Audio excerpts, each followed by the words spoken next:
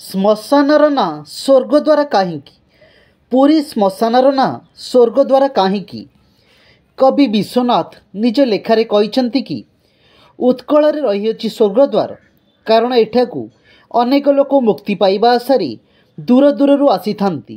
ଯେତେବେଳେ ପ୍ରଶ୍ନ ଉଠିଲା ଆମ ଓଡ଼ିଶାରେ ଏପରି କେଉଁ ସ୍ଥାନ ରହିଅଛି ଯାହାକି ମନୁଷ୍ୟକୁ ମୁକ୍ତି କରାଇପାରିବ, ସେତେବେଳେ ମାନ୍ୟବର କବି କହିଲେ ଉତ୍କଳରେ ରହିଅଛି ସ୍ୱର୍ଗଦ୍ୱାର, ଅର୍ଥାତ୍ ସ୍ୱର୍ଗକୁ ଯିବା ପାଇଁ ବାଟ। ଏହି କଥାକୁ ଶୁଣିଲା ପରେ ମନକୁ ଟିକେ ସନ୍ଦେହ ମଧ୍ୟ ଆସିଥାଏ, କାରଣ ପୁରାଣରେ ବର୍ଣ୍ଣିତ ହୋଇଅଛି ଯେ ମହାଭାରତ ଯୁଦ୍ଧ ଶେଷ ହେବା ପରେ ପାଣ୍ଡବମାନେ ସ୍ୱର୍ଗକୁ ହିମାଳୟ ବାଟ ଦେଇ ଯାଇଥିଲେ। କିନ୍ତୁ ବନ୍ଧୁଗଣ, ଏହିଠାରେ କବି ନୀଳାଚଳ କ୍ଷେତ୍ରରେ କହିଛନ୍ତି ରହିଅଛି ସ୍ୱର୍ଗଦ୍ୱାର। ଏହି କଥା ବିଷୟରେ ଏକ କିମ୍ବଦନ୍ତୀ ମଧ୍ୟ ରହିଅଛି। ଅତୀତରେ ପ୍ରଥମ ଦିବ୍ୟସିଂହ ରାଜାଙ୍କର ରାଜତ୍ୱ କାଳରେ ସେ ଏକ ବ୍ରାହ୍ମଣକୁ ହତ୍ୟା କରି ବ୍ରହ୍ମ ହତ୍ୟା ମହାରାଜ ଆପଣ ସ୍ୱର୍ଗର ରାଜା ତଥା ବର୍ଷାର ଦେବତା ଇନ୍ଦ୍ରଦେବଙ୍କୁ ଚିଠି ଲେଖନ୍ତୁ, ସେ ନିଶ୍ଚୟ ବର୍ଷା କରିବେ। ଏହା ଶୁଣି ରାଜା ମନ୍ତ୍ରୀଙ୍କୁ ଆଦେଶ ଦେଲେ ସେ 7 ଦିନ ମଧ୍ୟରେ ଚିଠି ଲେଖି ଇନ୍ଦ୍ରଙ୍କୁ ପଠାଇବେ, ନଚେତ ତାଙ୍କର ମୁଣ୍ଡ କଟା ହେବ।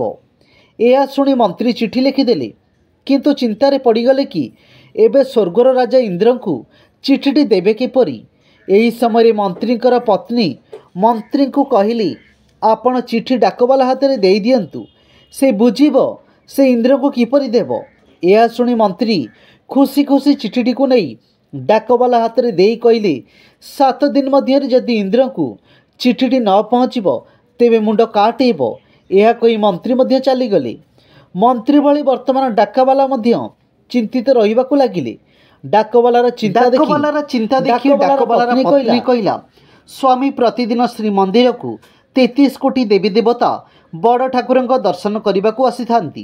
ତେବେ ଆପଣ ଯାଇ ମନ୍ଦିରର ଦ୍ୱାରପାଳଙ୍କ ହାତରେ ଏହି ଚିଠିଟିକୁ ଦେଇଦିଅ, ସେ ଇନ୍ଦ୍ରଙ୍କ ଆସିବା ମାତ୍ରେ ତାଙ୍କୁ ଚିଠିଟି ଦେଇଦେବ।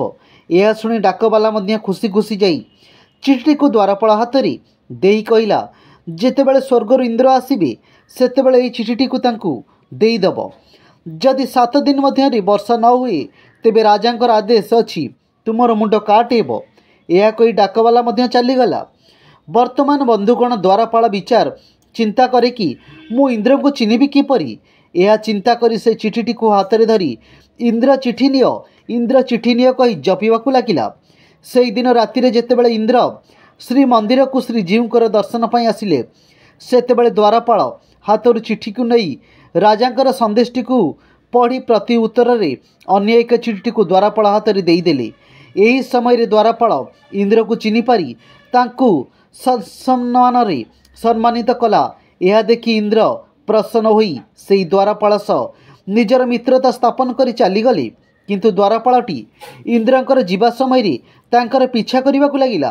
ସେ ଦେଖିଲା ସେ ମନ୍ଦିରର ଦକ୍ଷିଣ ଦିଗରେ କିଛି ଦୂର ଯିବା ପରେ ସମୁଦ୍ର କୂଳରେ ଏକ ସ୍ଥାନ ରହିଛି ଯେଉଁଠାରେ କି ଦେବତାମାନେ ସ୍ୱର୍ଗକୁ ଯିବା ଆସିବା କରନ୍ତି। ସେହି ସ୍ଥାନଟିକୁ ଦ୍ୱାରପାଳ ଚିହ୍ନଟ କରି ସବୁ କଥା ଯାଇ ରାଜାଙ୍କୁ ଜଣାଇଲା। ପରେ 7 ଦିନ ମଧ୍ୟରେ ଇନ୍ଦ୍ରଙ୍କର କହିବା ଅନୁସାରେ ରାଜ୍ୟରେ ବର୍ଷା ମଧ୍ୟ ହେଲା। ଏହାପରେ ଯେଉଁ ସ୍ଥାନରୁ ଦେବତାମାନେ ଯାତାୟାତ କରୁଥିଲେ ସେହି ସ୍ଥାନରେ ସ୍ୱର୍ଗଦ୍ୱାର ନିର୍ମାଣ ହେଲା। ସେହି ଦିନଠାରୁ ଶ୍ରୀକ୍ଷେତ୍ରବାସୀ ଶବକୁ ଶ୍ମଶାନକୁ ନ ନେଇ ସ୍ୱର୍ଗଦ୍ୱାରକୁ ନେବା ଆରମ୍ଭ କଲେ।